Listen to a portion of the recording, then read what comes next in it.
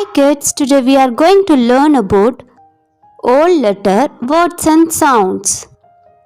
O has two sounds, that is A and the same sound O.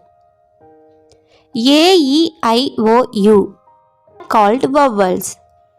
Vowels have two sounds.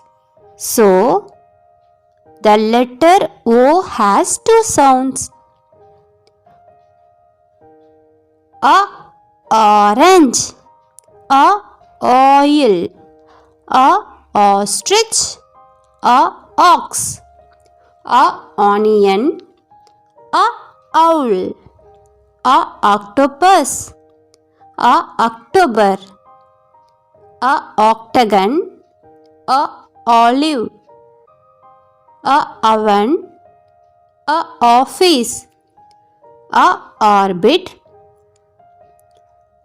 O oval, O one, O ocean, O oatmeal, O old, O orangutan and O original.